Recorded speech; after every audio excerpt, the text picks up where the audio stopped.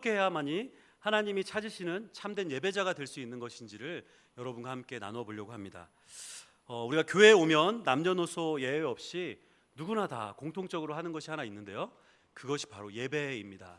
예배는 교회에 처음 온 사람이든 오래 다녔던 사람이든 어느 한 사람 빠지지 않고 함께 모여서 하나님 앞에 드려지는 놀라운 일들이죠. 제가 말씀 앞에 여러분께 질문을 한 가지 드려보고 싶어요. 여러분은 1년을 기준으로 했을 때 몇 차례 정도 예배를 드리시는 것 같습니까?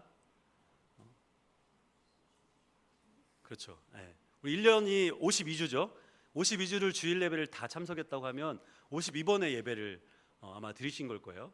그리고 혹시 주중에 이제 수요 여성 예배나 금요 부흥 예배, 또 새벽 예배 이렇게 포함해서 예배를 또 드린다 하면 한 200회 이상, 300회, 뭐 새벽 예배와 또 가족 예배까지 포함하면 그 이상의 예배를 우리가 드리고 있을 거예요.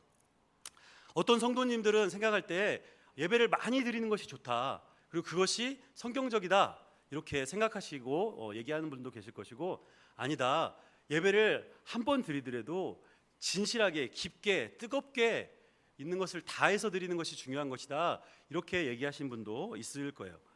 여러분 어느 쪽이 옳다고 생각하세요? 항상 대답은 두 개를 섞어야 돼요. 그래서 많이 드리되 진심을 가지고 드리는 것이 정답이죠. 네. 그러나 우리가 그렇게 드리기가 사실 쉽지 않잖아요. 오늘날 많은 성도님들이 교회를 다니기 때문에 당연히 예배를 드리는 것으로 생각을 해요. 그리고 예배에 대해서 깊은 이해라든지 어떤 적극적인 반응을 하지 않더라도 목사님이 사회를 다 인도하고 말씀을 또 읽어주고 말씀을 나눠주고 앞에 찬양팀이 나와서 찬양을 인도하기 때문에 이제 예배를 드린다기보다는 예배를 본다 이렇게 생각하고 예배에 참석하시는 분들도 적지 않다고 생각을 해요. 오늘날 교회에 좋은 의자와 또 좋은 영상 시스템, 음향 시스템, 악기들, 또 좋은 예배자들 이런 걸 통해서 우리가 너무나 좋은 환경을 갖춰 있지만 제 마음 가운데 편하지 않은 몇 가지 생각이 고민이 들었어요. 어떤 고민이었냐면 예배를 매번 참석하시는 성도님들 마음 가운데 예배에 대한 그 알미 얼마나 있을까? 예배를 얼마나 잘 알고 있을 것인가? 또 두 번째는 성도님들이 예배 가운데 그 참된 예배의 가치를 깨닫고 있는가? 소중히 예배를 여기면서 우리의 신앙생활을 예배 생활로 잘 살아가고 있는가? 이것이 궁금했어요. 또 하나는 주일 예배에 참석했다는 거, 그것이 신자의 의무를 다했다는 걸로 생각해서 이제 스스로 만족하거나 위안을 삼고 있지는 않을까, 이런 고민을 제가 해보게 됐어요. 이것이 물론 맞는 고민일 수도 있고 또 우려일 수도 있다고 생각을 해요. 우리 요한교회 성도님들은 대부분이 예배에 대해서 굉장히 가치를 두고 예배 가운데 살아가는 삶을 살기 때문에 우리랑 크게 상관없는 일일 수 있어요. 그러나 이 예배라는 것이 어떤 것인지, 또 어떻게 예배를 주 앞에 드리는 것이 옳은 것인지 여러 번 반복해서 듣고 훈련해도 부족하지 않기 때문에, 너무 중요하기 때문에 제가 다시 한번 여러분에게 이것들을 강조하고자 합니다. 오늘날의 많은 한국교회가 예배당의 규모와 크기, 그 안에 시스템들을 굉장히 중요하게 생각을 해요. 시골에서조차도 이런 몇백만 원, 몇천만 원 하는 음향기기 이런 장비들을 가져다 놓고 아주 작은 교회에도 당연한 어떤 기본 세팅이라고 생각을 하고 교회를 세워가죠. 그러나 예배를 위해서 성도들을 예배가 어떤 것인지 예배자로 세워가는 그 예배 교육, 예배 훈련이 부족한 것은 너무나 사실인 거라는 거예요. 우리 교회도 24년 동안 이제 우리 교회가 설립되어서 왔잖아요. 그 안에 수많은 훈련과 예배를 드리고 우리가 신앙생활을 하고 있지만 지금 당장 앞에 하나님 앞에서 내가 예배자입니다, 하나님이 찾으시는 그 예배자입니다, 내가 생각할 때 예배는 이런 것입니다라고 정확하게 그 의미를 성경적으로 풀어서 이야기할 분이 얼마나 많을까? 이것은 저도 퀘스천 마크입니다. 올바른 예배에 대한 가르침이 없을 때 우리는 예배의 본질이 아니라 그 형식을 추구하게 돼요. 자신이 경험한 예배가 전부라고 생각해서 그것을 자신의 것만이 옳다고 생각하고 다른 사람의 기준이나 다른 예배에 대해서 비판하고 정죄하는 경우가 많이 있죠. 나아가서는 우리가 가지고 있는 경험해왔던 그 예배 전통을 지키기 위해서 거룩한 투쟁까지도 불사하는 것이 우리의 신앙이다, 우리의 모습이다라고 얘기할 수 있습니다. 그래서 우리에게 간절히 필요한 것이 무엇이냐면 예배가 성경적으로 무엇을 말하는 것인지 성경의 가르침을 정확하게 배우고 아는 것이에요. 그것들을 배워서 우리가 예배에 적용을 해야 합니다. 이렇게 할 때 우리는 수천 년의 세월을 뛰어넘어서 또 문화를 뛰어넘어서 하나님을 온전히 예배할 수 있는 예배 공동체가 되는 거예요. 그래서 저는 오늘 여러분에게 이 말씀을 통해서 이 예배에 대한 이야기를 좀 하고 싶어요. 뭐 예배가 헬라어로 어떤 것인지 히브리어로 어떤 것인지 그런 단어적인 이야기를 하려고 하는 것이 아니라 성경에서 얘기하고 있는 그 예배의 진짜 의미가 무엇인지를 살펴보려고 합니다. 오늘 본문 말씀을 저희가 읽었는데요. 이 본문 말씀은 사마리아 여인에 대한 이야기의 일부분입니다. 우리 성도님들이 잘 알고 계시고 또 우리 교회에서 이렇게 스키 드라마로도 여러 번 했었던 사마리아 여인에 대한 이야기가 오늘 본문에 나오고 있다는 것이죠.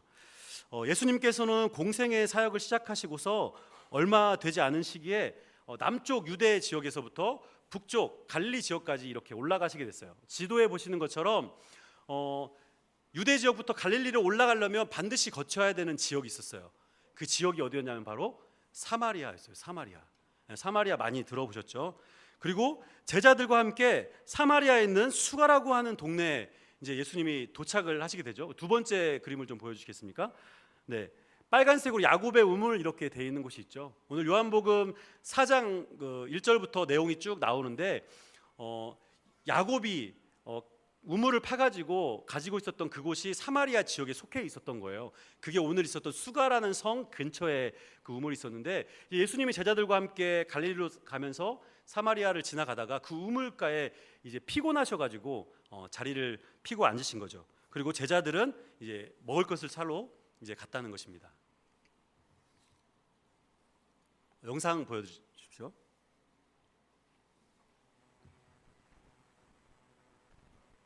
사마리아 여인과 예수님의 만나는 그 영상을 영화에서 잠깐 봤는데요. 한번 보시도록 하겠습니다.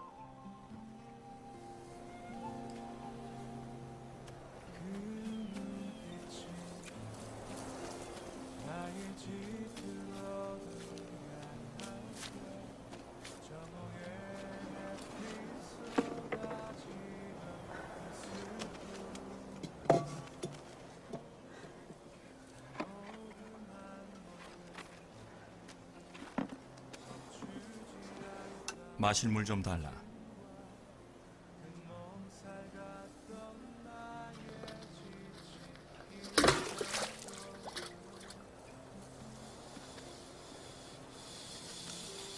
당신은 유대인이면서 어찌 사마리아 여자인 제게 물을 달라 하십니까? 유대인은 사마리아인과 상종하지 않지 않습니까? 네가 만일 하나님의 선물과 너에게 물 달라 하는 이가 누구인지 안다면 오히려 네가 그에게 구하였을 것이며 그는 너에게 생수를 주었으리라.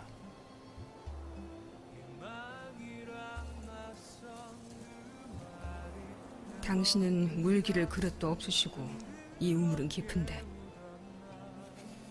어디서 당신이 그 생수를 얻으시겠습니까? 당신이 우리 조상 야곱보다 더 큰 분입니까? 그는 이 우물을 주었고 또 자신과 아들들과 가축을 다 먹였나이다. 이 물을 마시는 사람은 누구나 다시 목마르겠으나 내가 주는 물을 마시는 사람은 영원히 목마르지 아니하리라. 내가 주는 물은 그 사람 안에서 솟아나는 샘물이 되어 그를 영생으로 이끌리라.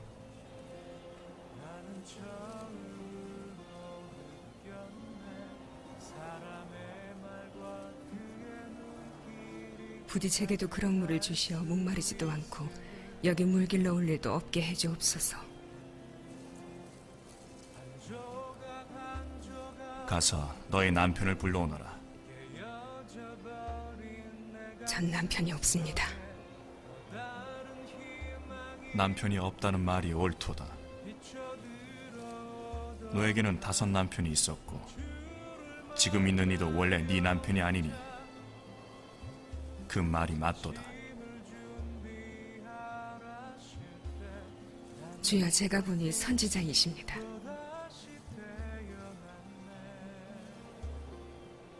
우리 조상들은 이 산에서 예배하였는데 유대인들은 예배할 곳이 예루살렘에만 있다 합니다.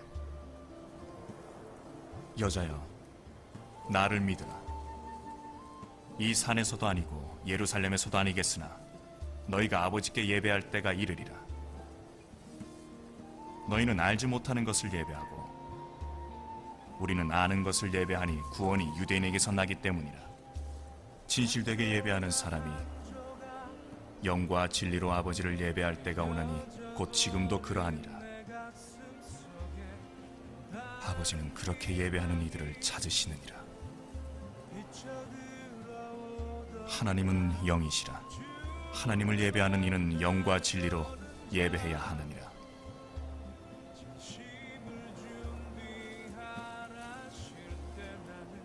제가 알기에 메시아, 곧 그리스도라는 분이 오실 것입니다. 그분이 오시면 모든 것을 알려주실 것입니다. 너에게 말을 전하는 내가 바로 그라.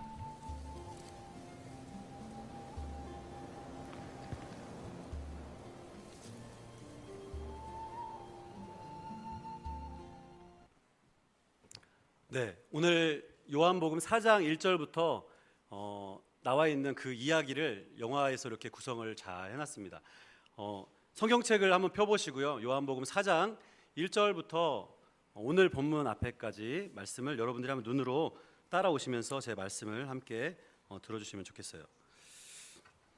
영상에서 봤던 것처럼 이 여인의 그 대답, 또 예수님이 여인에게 질문하는 것들, 또 예수님이 마지막에 메시아가 나다라고 이야기하시는 그 이야기 속에 놀라운 예배의 비밀이 숨겨져 있어요. 여러분들이 이 설교를 많이 들으셨을 거예요. 그래서 예배하는 자는 영과 진리로 예배해야 된다. 여기에 대한 강조사항을 굉장히 많이 들으셨겠지만 오늘은 조금 더 깊은 이야기를 제가 여러분과 나누고자 합니다. 유대인들 여인이 예수님이 말을 거는 거에도 굉장히 의아해했잖아요. 그 배경은 이래요. 사마리아 사람들은 어떤 사람들이냐면 유대인들이 남과 북으로 그 이스라엘과 나누어져 있을 때 아수르라는 나라에 의해서 이 북이스라엘이 침공을 당하고 멸망을 당해요. 그때 아수르 나라가 혼혈 정책을 써요. 그래서 이스라엘 사람들이 이방인들과 결혼을 하게 만듭니다. 그래서 그 자녀들이 이제 피가 섞여 있는 사람들이 태어나게 만들어요. 그러니까 정통으로 유대인들 바벨론에 포로로 끌려갔다가 돌아온 이들이 보니까 사마리아 사람들은 부정한 사람들인 거죠. 그래서 그들하고 상종을 하진 않았어요. 너희들은 부정하다. 그래서 심지어는 그 사마리아 사람들을 개라고 불렀어요. 그렇게 표현할 정도로 그들과 상종하지 않았었죠. 이후로 예수님은 사마리아 사람 여인에게 말을 걸었을 때 여인이 굉장히 놀라서 의아했다는 거예요. 예수님의 말씀 가운데 이런 것이 있죠. 구원은 유대인으로부터 남이라. 이 하나님이 이스라엘 백성들을 선택하셔서 구원을 허락하셨어요. 그래서 하나님을 유일신으로 섬기는 그들만이 구원을 받을 민족으로 하나님이 선택하셨죠. 그런데 성경에서 보면 하나님의 그 구원이 단지 이스라엘에만 머물러 있지 않다는 것이 곳곳에 표현되고 있어요. 특별히 오늘 예수님이 이 사마리아 여인을 통해서 만나서 하고자 하는 주된 그 이야기가 뭐였냐면 이제 구원이 이스라엘 넘어서 메시아로부터 너희들에까지 전해졌다, 이렇게 얘기하고 있는 거예요. 오늘은 그 우물이 배경이기 때문에 예수님이 그 여인과 함께 물이라는 매개를 가지고 그 여인의 마음을 만지시고 또 치료하시고 가르치시는 일을 하신다는 것이죠. 물은 무엇입니까? 성경에서 말하는 물은 곧 생명을 얘기해요. 생명. 예수님이 이렇게 얘기하시죠. 여인아, 내가 주는 물은 영원히 목마르지 않을 할 것이다. 내가 주는 물은 영생하도록 솟아나는 샘물이 될 것이다. 이렇게 예수님이 얘기하세요. 그리고 자신만이 그 영생할 수 있는 물을 줄 수 있는 메시아다라는 것을 여인에게 암시를 하시죠. 그런데 여인은 여전히 자기 자신의 문제, 또 인간적인 생각에 가득 차 있었기 때문에 예수님의 그 말이 메시아라는 것을 암시하다는 걸 생각하지 못했던 거예요. 그 여인이 이렇게 대답합니다. 내가 더 이상 물을 길러오지 않게 해주세요. 예수님이 영원히 목마르지 않은 물을 준다고 하니까 옳았구나. 그러면 그냥 저절로 나에게 공급되어지는 그런 물을 끊이지 않게 주십시오.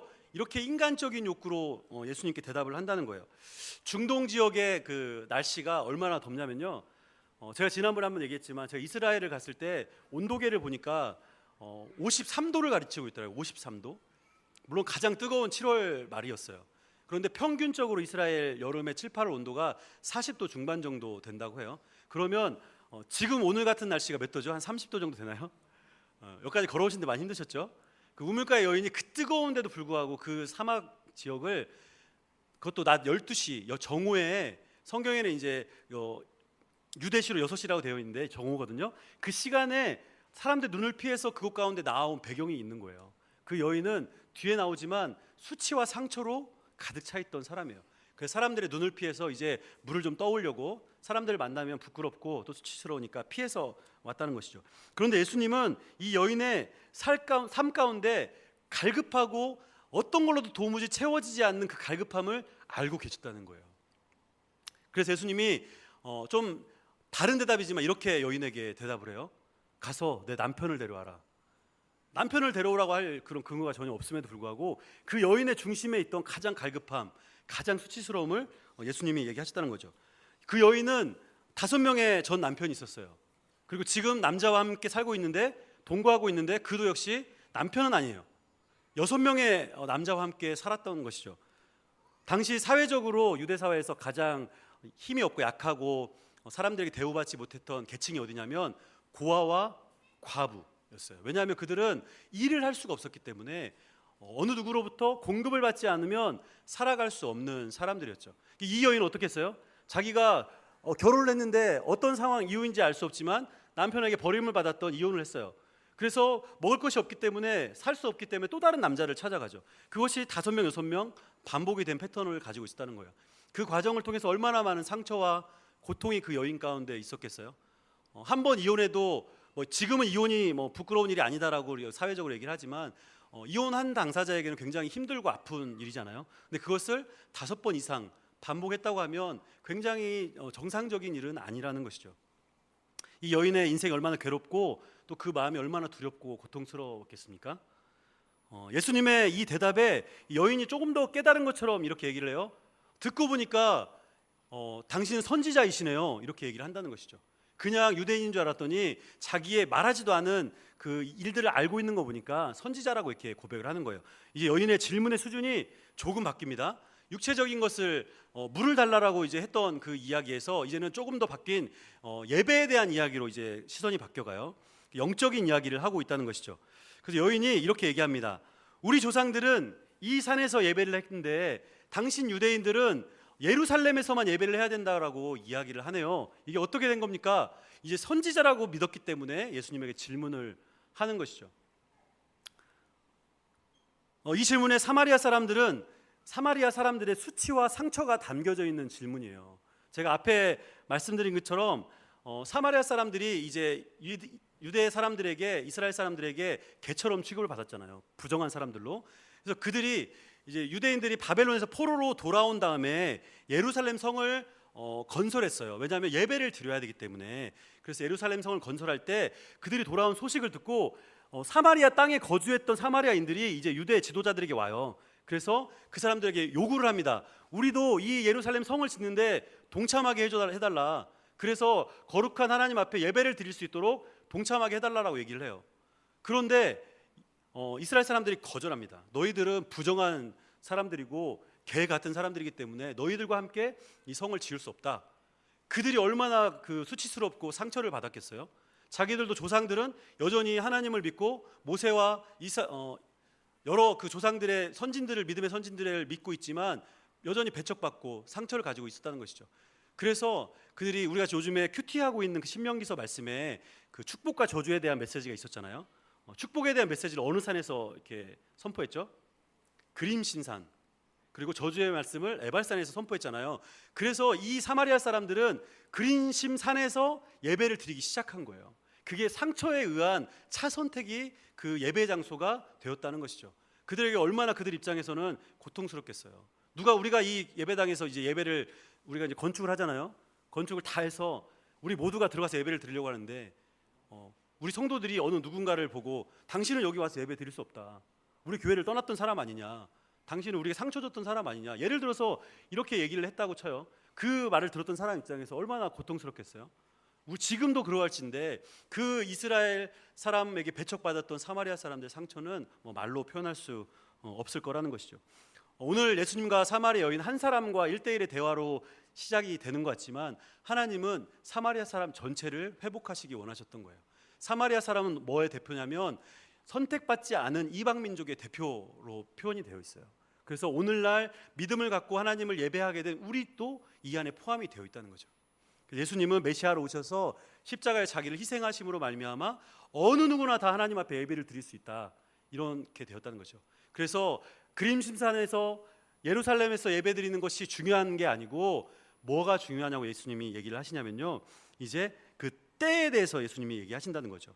우리 요한복음 4장 21절부터 22절 말씀에 그 이야기가 나오는데요, 두 말씀 함께 읽도록 하겠습니다. 시작. 예수께서 이르시되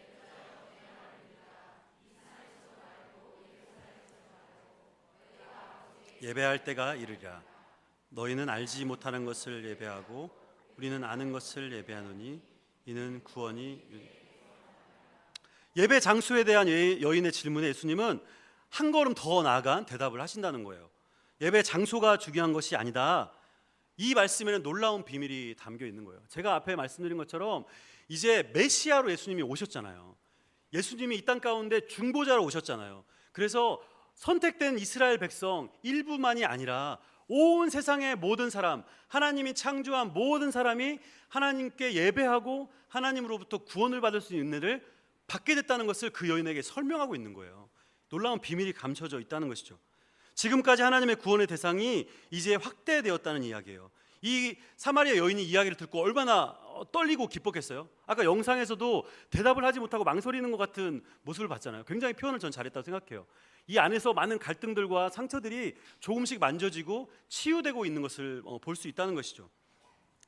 예수님이 말씀하신 그때는 어떤 때이냐. 우리 23절에도 동일하게 예수님이 그 이야기를 하고 계시거든요. 한 번 더 이 말씀 읽도록 하겠습니다. 23절입니다. 시작. 아버지께 참되게 예배하는 자들은 영과 진리로 예배할 때가 오나니 곧 이때라. 아버지께서는 자기에게 이렇게 예배하는 자들을 찾으시니라. 참되게 예배할 때가 온다, 이렇게 얘기하셨어요. 그 때가 언제냐면 바로 지금이다. 왜 지금이냐면 메시아 예수님이 바로 당신 앞에 서 있기 때문에 그렇다는 거예요. 그동안에 지금도 유대인들은 메시아를 기다리잖아요. 이미 오신 예수님이 메시아라고 믿지 않고 여전히 언젠가 메시아가 다시 오셔서 이스라엘 나라를 부강하게 하실 것이다, 우리를 구원할 거라고 생각하고 여전히 예배하고 있어요, 하나님을. 사마리아 이 여인에게 오신 예수님, 메시아의 그가 당신이라는 그 메시지가 얼마나 큰 충격적인 말씀이고 얼마나 큰 소망의 말씀인지를 여러분이 깊게 묵상을 한번 해보세요. 우리에게 구원이 없을 수 있는데 지금 우리가 이 예배당에서 하나님을 예배하고 우리가 죽어도 영원한 생명을 가질 수 있다라고 고백하는 그 놀라운 이유가 뭐냐면 바로 이때 예수님이 우리 가운데 오셨기 때문에 가능하다라는 것이에요. 우리가 반복적으로 예배를 드리고 있지만 우리 안에 그 반복적인 예배 습관이 무너질 때가 언제냐면 바로 이때예요. 바로 이 말씀을 듣고 있는 이때에 우리의 예배의 생각과 태도와 관심이 변화가 되어야 된다는 것이죠. 예수님이 여러분에게 1대1로 대면해서 이렇게 얘기하고 계시는 거예요. 너의 예배가 변화될 때가 지금 이때다. 네가 다시 한번 너의 삶을 새롭게 하고 하나님 앞에 온전한 예배자로 서야 될 때가 바로 이때다, 이렇게 얘기하고 계시다는 거죠. 아버지께 참되게 예배하는 자들은 그렇다면 어떤 사람들입니까? 자신의 마음 가운데 창조주이신 하나님을 경외하는 사람, 또 하나님을 온전히 만나기 위해서 영적인 갈급함을 가지고 있는 사람이 하나님이 찾으시는 예배자다라고 얘기하고 있어요. 예배의 장소와 형식만을 중요시하고 있지 않습니까? 아니면 육체적인 만족, 예배를 보는 것에서 만족하고 있지는 않습니까? 또 우리가 우리의 소견에 오른 대로 우리의 마음대로 예배를 드리고 하나님께 예배 드렸다라고 만족하고 있지는 않습니까? 구원의 소망과 영원한 생명을 꿈꾸는 진정한 갈급함, 그 갈망함이 있는 사람, 그들을 하나님이 찾으신다고 얘기하신다는 것이죠. 우리 24절에 있는 말씀을 함께 읽을 텐데요. 이 말씀이 오늘 핵심의 말씀인데 우리가 2번 연속으로 읽도록 하겠습니다. 시작. 하나님은 영이시니 예배하는 자가 영과 진리로 예배할지니라.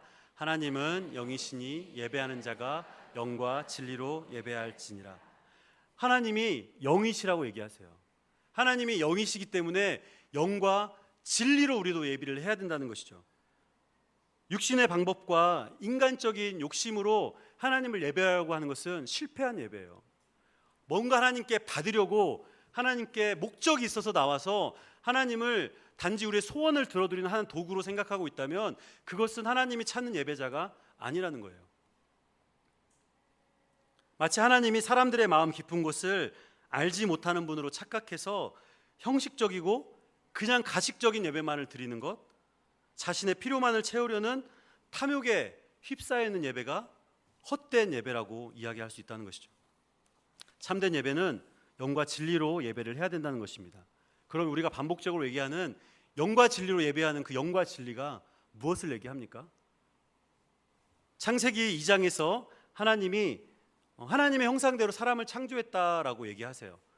하나님이 하나님의 형상대로 사람을 창조했다라고 얘기하세요. 외적인 것뿐만 아니라 그 안에 하나님의 영을 우리에게 부어주셨다고 얘기하는 거죠. 하나님이 흙으로 사람을 지으셨고 그 코에 생기를 불어넣었더니 그가 생영이 되었더라. 성경에 이렇게 되어 있어요. 생명이 무엇입니까? 살아있는 영이에요. 하나님이 가지고 계시는 성령, 그 성령이 우리 사람들에게 들어왔을 때, 임재했을 때 이제 사람들도 하나님과 같이 살아있는 영적인 존재가 되었다라고 얘기한다는 것이죠.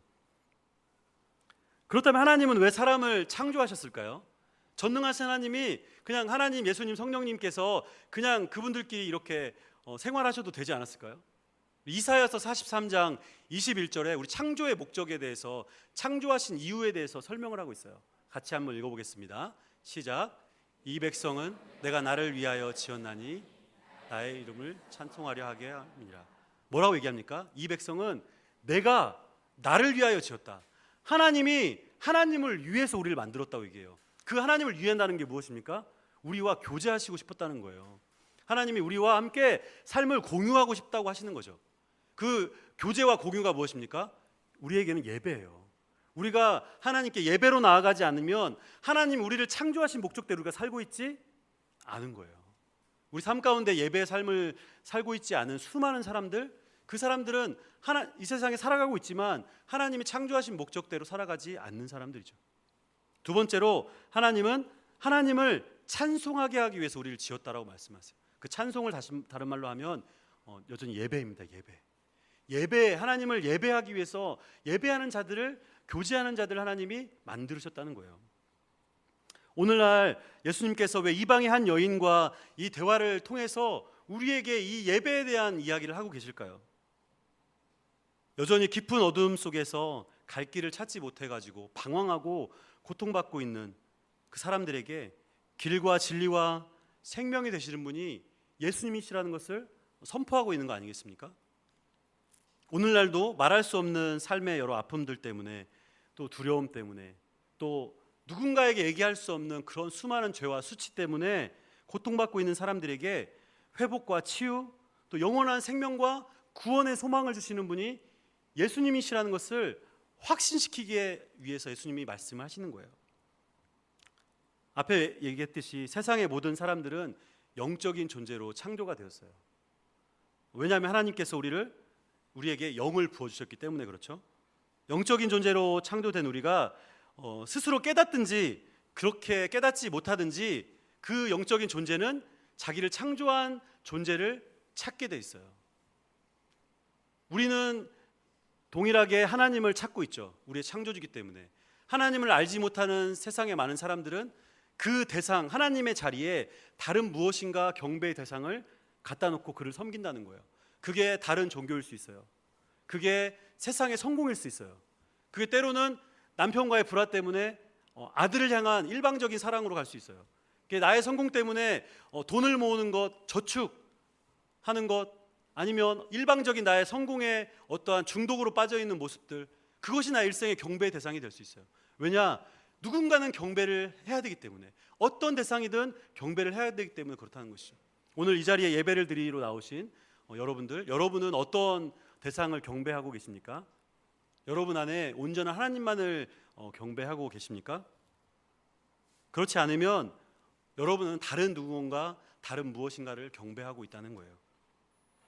영적인 삶을 살도록 지음받은 사람들이 창조의 목적대로 하나님과 동행하면서 깊이 교제하면서 살아가지 못한다면 결국은 무엇을 사랑하냐? 이 세상에 있는 것들을 사랑하게 돼 있어요.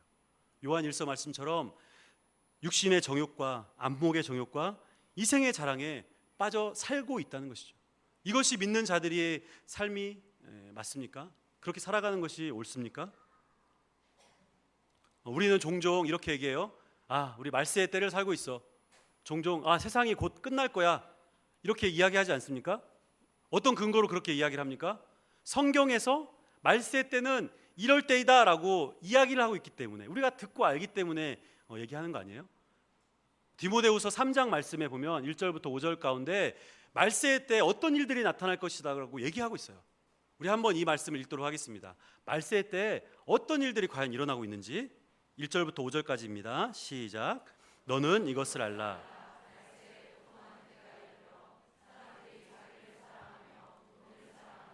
자랑하며 교만하며 비방하며 부모를 거역하며 감사하지 아니하며 거룩하지 아니하며 무정하며 원통함을 풀지 아니하며 모함하며 절제하지 못하며 사나우며 선한 것을 좋아하지 아니하며 배신하며 조급하며 자만하며 쾌락을 사랑하기를 하나님 사랑하는 것보다 더하며 경건의 모양은 있으나 경건의 능력은 부인하니 이 같은 자들에게서 내가 돌아서라. 말세 때 이런 일들이 있다는 거예요. 이게 바로 말세의 증상이라는 거예요. 누가 이런 일들을 하고 있습니까? 옆에 있는 사람이 하고 있잖아요. 세상에 있는 사람들이 그런 일을 하고 있잖아요. 그렇지 않아요? 우리가 좀 더 정직하게 생각을 해보자면 저와 여러분이 오늘 이 디모데후서 1장 1절부터 3장 1절부터 5절까지의 말씀 중에 해당되지 않는 것이 몇 개나 있습니까? 우리가 바로 말세에 멸망을 당할 수밖에 없는 그 사람들의 길을 그대로 따라가고 있다는 거예요.